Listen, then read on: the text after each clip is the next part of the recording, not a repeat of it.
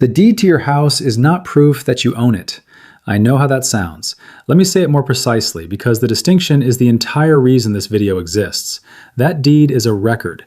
It sits in a filing cabinet at a county office, and it says you own your house, and everybody involved treats that as true. But a record is not a fact. A record is a thing that can be added to. In most counties in this country, a person can walk into the recorder's office, hand the clerk a document about your property, pay the filing cost, and have it entered into the public record that same day. Nobody verifies that it is true. Nobody calls you. Nobody checks whether the signature on it is really yours. And I want to sit on that for a moment, because when people hear it the first time, they assume they have misunderstood something. There is no fraud department at the county recorder. There is no verification desk. There is no step where somebody compares a signature against anything, or telephones the owner listed in the system, or pauses a filing to ask a question. The clerk checks that the document is the right kind of document, that it is formatted correctly, that the fee is paid. Then it goes into the record. That is not incompetence, and it is not underfunding. It is the actual legal role of that office, and it has been since these offices were created. A recorder is a librarian of documents, not a judge of them. Deciding whether a document is truthful is what courts are for, and courts only get involved when somebody brings them a case, which produces a situation most homeowners have simply never considered. The public record of who owns your house is maintained by an institution that has no mechanism and no obligation to determine whether what it contains is true. That is not a scandal, and it is not a loophole somebody found. That is the design. The recorder's job is to record. It has never been to investigate. Which means the record of who owns your house can be wrong, it can be added to by a stranger, and it can sit there being wrong for years. And in any dispute, that record is what everybody works from until you prove otherwise. At your own expense, on your own time. So here are 5 documents that decide what happens when the record and the truth stop agreeing. Most of them are free. 2 of them take 5 minutes. Now let me tell you why the person watching this is the specific target. Because it is not random, and it is worth understanding. Picture what a paid-off house looks like from the outside to somebody who is looking. It is searchable. Property records are public in this country, and anybody can pull yours up online in about 30 seconds without leaving their chair. They can see the address, the assessed value, when you bought it, and what you paid. There is no lender on it. When a bank holds a mortgage, that bank is watching. It has a financial interest in the ownership chain staying clean, and it employs people whose entire job is monitoring exactly that. When you paid off your mortgage, you gained enormous freedom, and you also quietly lost your only unpaid security guard. And the owner of a paid-off house in this country is very often over 60, sometimes living alone, and has almost certainly never had a reason to look at their own property record. So a house with equity, no lender, and an owner who is not watching. That is not a fortress. That is a vault nobody is standing next to. My name is Kevin. I read the rules so you do not have to. Every week, I go looking for the thing that quietly decides what happens to your money, and I bring it here before it costs you anything. If that sounds useful, subscribe and turn on the bell, because the 4th document on this list involves a Supreme Court case most homeowners have never heard of, and a follow-up case being decided this year. Document number 1, and this is the one I would do first, today, before you do anything else in this video. Property fraud notification. Most counties in America now run a free alert program. You go to your county recorder's website, you find the property fraud alert or recording notification sign up, you enter your name and your property information, and you are done. It costs nothing. From that moment forward, anytime anybody records anything at all against your property, a deed, a lien, a transfer, a claim of any kind, you get an email, usually within a day. That is the entire program. It does not stop anything from being recorded. What it does is tell you the same day instead of the same decade. And that distinction is everything, because these situations are almost never discovered early. They are discovered at a closing table, or during a refinance, or by the children of somebody who has died, which is years later and after the trail is cold. Now let me tell you how the thing it protects against actually works, because most people picture it wrong. They imagine somebody breaking in. It is nothing like that. A person searches public records for properties with no mortgage on them. That is free, and it takes seconds. They look for older owners, which is also visible from public information. They prepare a deed transferring the property, they sign your name to it, and they walk it in and record it. The county accepts it because the county accepts documents. That is the job. And now the public record says somebody else owns your house. Not truthfully, but officially. From there, they either borrow against it through a lender who does not look closely, or attempt to sell it to somebody who has no idea. And you find out much, much later, and you are the one who has to prove the negative. Let me tell you about Adeline. Adeline is 73. She taught elementary school for 31 years in a mid-sized county, and she has lived in the same house since 1986. It has been paid off since 2009. She found out something was wrong when a letter arrived from a lender she had never heard of, about a loan she had never taken, secured by her house. A deed had been recorded transferring her property to a person she had never met. It had her name on it, and a signature that was not hers, and the county had accepted it and filed it, because that is what the county does. Nobody stole anything physically. Nobody came near her house. Somebody typed her address into a public database, printed a form, and walked it into a government office. And it took her months and several $1,000s in legal fees to establish in writing that she still owned the house she was sitting in. And I want to be specific about what those months were actually like, because the dollar figure is the smallest part of it. Every institution she dealt with worked from the record. The lender worked from the record. Her own bank, when she went to explain, worked from the record. The record said something had happened to her property, and her word that it had not was, procedurally, just a claim she was making. She was in the position of proving a negative about her own house, to people who were not being unreasonable, and who simply had a document in front of them that said otherwise. And here is the part that stayed with me when I looked into how these actually resolve. It is almost never a dramatic fight. There is no villain in a room somewhere. It is forms and waiting and a title company that will not proceed until the cloud is cleared, and a person in her 70s making the same explanation to the sixth person who has no authority to fix it. She got it resolved. Most people do, eventually, but she spent a season of her life on it, at an age when seasons are not something anybody has in unlimited supply. Now, I want to stop here, because Adeline is exactly why I built the thing I am about to tell you about.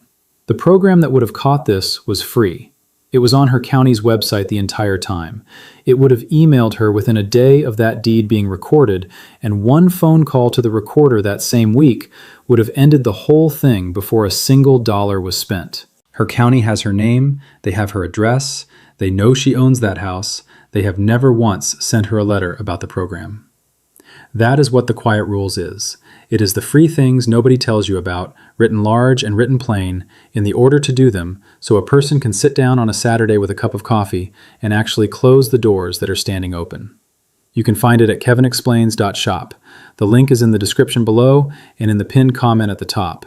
And if you are watching this on a television right now, there is a code on the screen you can point your phone camera at. 7-day guarantee, always. If it does not hand you something you did not have before, you send it back. Ask yourself one thing. Would you know today if somebody recorded a document against your house last Tuesday? Document number 2. And this is the one where most people find out they have been carrying the wrong coverage for 20 years. Title insurance, and the difference between the kind that looks backward and the kind that looks forward. When you bought your house, you almost certainly paid for title insurance at closing. It was a line item, somebody explained it in about 11 seconds, and you signed. Here is what a standard owner's policy actually does. It protects you against defects that existed before you bought the property.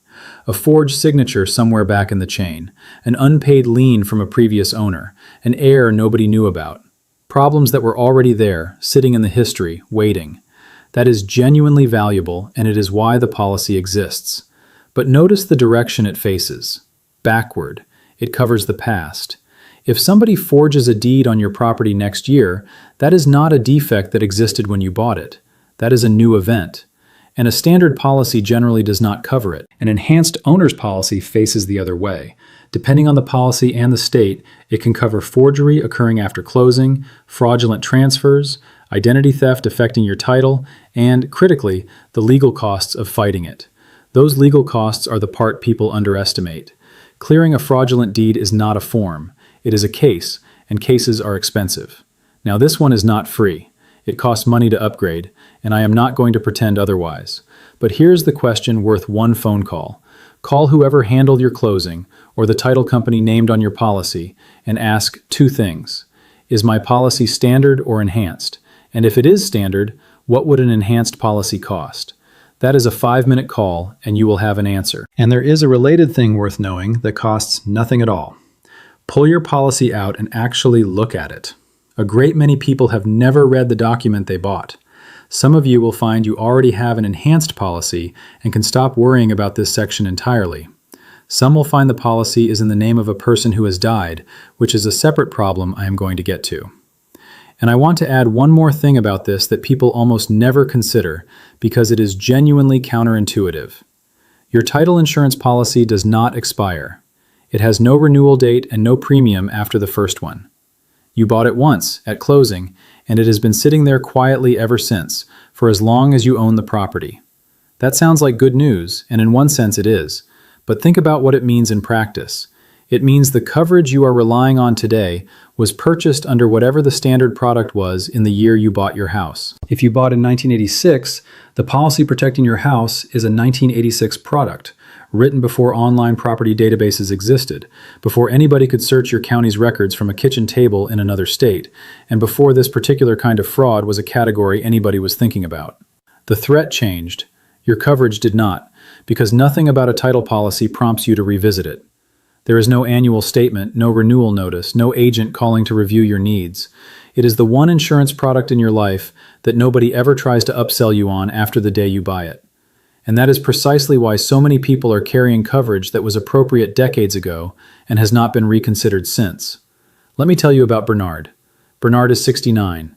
He is retired from a career in heating and cooling, and he lives in a house he bought in 1994. He did everything right on the front end. He bought title insurance at closing, he kept the paperwork in a folder, and he could have told you exactly where that folder was. When a problem surfaced on his title decades later, he pulled out that folder with complete confidence, and then found out that the policy he had been counting on for 30 years was built to protect him against things that happened before 1994. He was not underinsured because he was careless. He was underinsured because nobody at any point in 3 decades ever told him there were 2 kinds, and the one he had was pointed in the wrong direction. Document number 3, the trust that exists on paper and does not exist in the record. A revocable living trust is a genuinely useful tool, and I am not going to oversell it. Here is what it actually does. Your home is currently titled in your personal name, which means the public record shows your name attached to that address. When a house is held in a trust, the trust's name appears in the record instead. You still own it, you still live in it, you can still sell it, refinance it, or change the trust entirely at any time. Nothing about your daily life changes at all. 2 real benefits come from that. The first is that when you die, a house held in a trust passes to whoever you named without going through the court process. No probate on that asset. That saves months, and it saves whatever probate costs in your state. The second is quieter, and it matters for everything else in this video. Your personal name is no longer the thing sitting in the public record next to that address, which makes the property meaningfully less attractive to somebody running a quick search for older owners with no mortgage. Now here is the failure I actually want to warn you about, because it is enormously common and almost nobody checks. An extraordinary number of people have a trust document sitting in a drawer, professionally drafted, properly signed, and their house was never actually transferred into it. The trust exists. The house is not in it. Creating a trust and funding a trust are 2 separate acts. The attorney drafts the document. Then a deed has to be prepared, transferring the property into the trust, and that deed has to be recorded at the county. If that second step never happened, or happened for one property and not another, or was prepared and never filed, then the trust is an empty container, and you will not find out. The document in your drawer looks exactly the same either way. Your family finds out, at the worst possible moment, when the house goes through probate anyway, and somebody has to explain why the trust did not work. That is a 15-minute check. Call your county recorder or search their online records and find out whose name is currently on the deed to your house. If it says your personal name and you believe it should say your trust, that is a phone call to your attorney this week, not next year. And I want to be honest and say a trust is not free. It typically runs somewhere from around $1,000 to a few thousand, depending on your state and your situation, and it requires an attorney to do properly. There are situations where it is genuinely not worth it, and a transfer on death deed accomplishes the probate part alone for a fraction of that in many states. What is not defensible is paying for a trust and never funding it. That is the worst of every option. You paid the cost and got none of the benefit. And there is a second version of this failure that catches people who did fund the trust correctly, which is worth 30 seconds because it is entirely invisible. People refinance. Somewhere in the last 10 or 15 years, a great many households refinanced a mortgage, and when they did, the lender required the property to be taken out of the trust temporarily. That is normal, and it is not anybody behaving badly. Lenders often will not write a loan against a property held in a trust. So the deed comes out of the trust, the loan closes, and the property is supposed to go back in. Sometimes it does not. The closing is over, everybody moves on, and the step that puts the house back into the trust is somebody's job in a way that means it is nobody's job. And the homeowner has no idea. They funded their trust correctly the first time. They remember doing it. They have no reason to think anything changed, because from their side, nothing did. So if you have a trust and you have refinanced at any point since you set it up, that check is not optional. It is the single most likely way for a correctly created trust to be quietly empty. Document number 4, and this one comes from a Supreme Court case that changed the law for every homeowner in this country, and almost nobody knows it happened. Let me tell you about Geraldine Tyler, because this is a real person and a real case. She was 94 years old. In 1999, she bought a one-bedroom condominium in Minneapolis and lived there alone for over a decade. As she got older, she and her family decided she would be safer in a senior community, and she moved there in 2010. Nobody paid the property taxes on the condo after she left. By 2015, the unpaid taxes had reached about $2,300. With interest and penalties on top, the total was around $15,000. The county foreclosed and sold the condominium for $40,000. It kept all of it. It took the $15,000 it was owed, and it kept the remaining $25,000 as well, because under that state's law, the former owner had no way to recover the surplus. She sued. And in May of 2023, the Supreme Court of the United States ruled for her unanimously. Every justice. The Chief Justice wrote the opinion and said that property rights cannot be manipulated that easily, and that keeping the excess was a classic taking under the Constitution. And I want to point out something about that case that I find genuinely remarkable. The organizations that filed briefs supporting a 94-year-old woman against her county came from across the entire political spectrum, groups that agree on almost nothing else. There was no side to be on. Everybody looked at it and saw the same thing. So the law is now clear. A county cannot keep the equity above what it is owed. Here is why this still matters for you rather than being a closed story. States are implementing that ruling at wildly different speeds. Some rewrote their statutes promptly, others have moved slowly. The mechanism for actually claiming your surplus, who you file with, what form, and by when, varies enormously. And in a lot of places, it is a claim you have to make rather than a check somebody mails you. And there is a question the court left open that is being argued right now. When a house sells at a tax auction for far less than it is worth, is the surplus measured against the auction price or against what the property was actually worth? A follow-up case on exactly that is before the court this year. It matters enormously because auction prices are frequently a fraction of real value. So the right you now have is real, and it is also incomplete. And the practical version for you is this. Know your state's redemption period. That is the window during which you can pay the back taxes and reclaim the property, and it has a hard deadline. If you receive a delinquency notice, that notice is the beginning of a clock, and the people who lose houses this way are almost always people who set the notice aside. That is exactly the situation the guide is built around. Every document in this video is a small piece of paper standing between an ordinary life and a very bad year, and every one of them is easier to handle in advance than to fix afterward. Same place, kevinexplains.shop, link in the description, pinned comment at the top, and the code on your screen if you are watching this on the television. 7-day guarantee, no questions, no argument. A 94-year-old woman in a senior community, and a condominium she still owned being sold out from under her for less than it was worth. While we are here, a related thing that costs nothing and that far too many people miss. Nearly every state offers some form of property tax reduction for older homeowners. Exemptions, freezes, deferrals, credits, the names vary. They are not automatic. Nobody enrolls you when you turn 65. The reason I am putting it in this section, rather than treating it separately, is that unpaid property taxes are how the situation in that Supreme Court case begins. And a household that is not receiving an exemption it qualifies for is paying a larger bill than it owes, every year, which makes falling behind more likely rather than less. So one phone call to your county assessor does two things at once. It lowers the bill, and it makes the worst outcome in this video less likely to ever start. Document number 5. And this one is for anyone who has lost a spouse, or who will. The document that removes a deceased person from the deed. Here is what most people believe. If a house is held by a married couple with what is called right of survivorship, then when one spouse dies, the house passes automatically to the survivor. And that belief is correct. It does pass automatically. That part is true. Here is what is also true and almost nobody knows. The public record does not update itself. Your husband's name or your wife's name is still sitting on that deed at the county. The law says you own the house outright.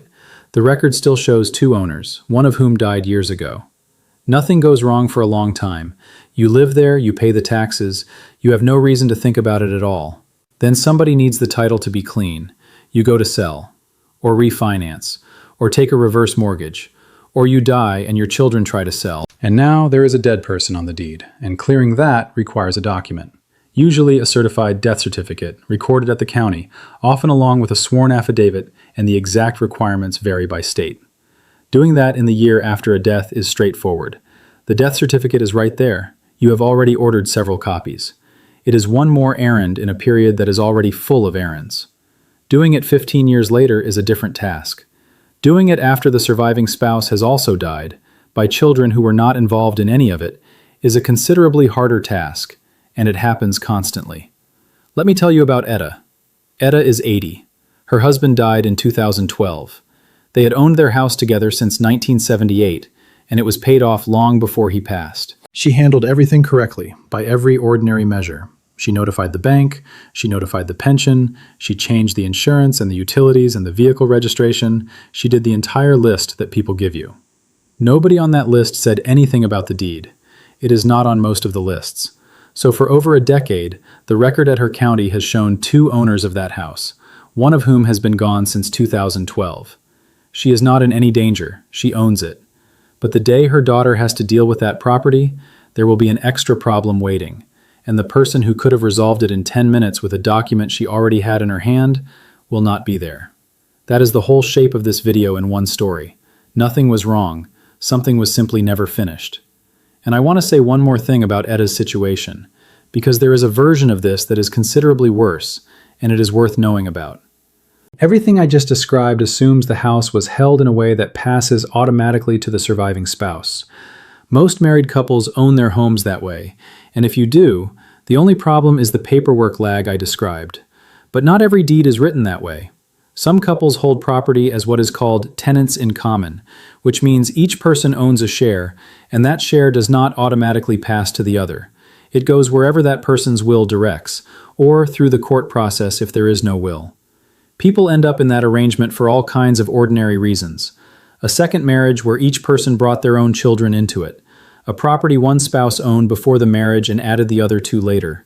A deed prepared by somebody who used a standard form without asking. And the surviving spouse frequently has no idea, because it never came up in 40 years of living in the house. So the check I am describing is not only about clearing a dead person's name, it is about finding out what the deed actually says, in the words it actually uses, while both people are still here to do something about it if the answer is not what either of you assumed. That is a 10-minute look at a public record, and for a small number of you, it will be the most important 10 minutes in this entire video. Now let me give you my honest opinion, and it is only that. I do not think anybody designed this to hurt anyone. The recorder records. The title company sells the product you asked for. The attorney drafts what you paid for. Every person in this chain is doing their job correctly. But look at what it adds up to. The single largest asset most American families will ever own sits inside a system where nobody is responsible for telling you anything, and where the default outcome of doing nothing is that the record slowly drifts away from the truth. And I think the thing that bothers me most is how cheap the fixes are. The fraud alert is free. Checking whose name is on your deed is free. Reading the policy you already paid for is free. Recording a death certificate costs almost nothing. 4 of the 5 things in this video cost less than a tank of gas combined. This is not a wealth problem. Wealthy people are not protected here because they have money. They are protected because somebody on their payroll does this as a matter of routine and hands them a form and says, "Sign here." Nobody hands you the form. So the difference between the household that keeps everything and the household that has a very bad year is not income. It is whether one afternoon ever got spent. All right, here is your checklist. 5 things, and you could genuinely do most of them before dinner. 1. Sign up for property fraud alerts through your county recorder. Free, 5 minutes, and it is the single highest value thing in this video. 2. Call your title company and ask whether your policy is standard or enhanced and what an upgrade would cost. Then read the policy you already have. 3. Look up your own deed in the county records and find out whose name is actually on it right now. If you have a trust, confirm the house is in it. If you have lost a spouse, see whether they are still listed. 4. Call your county assessor, ask what senior property tax relief you qualify for and whether you are currently receiving it, and confirm you are not delinquent on anything. 5. If a spouse has died and their name is still on the deed, record the death certificate now while you are the one holding it. Let me leave you with this. Adeline had a free program available to her the entire time, and nobody in her county ever mentioned it. Bernard bought insurance in 1994 and kept the folder for 30 years without knowing it pointed the wrong direction.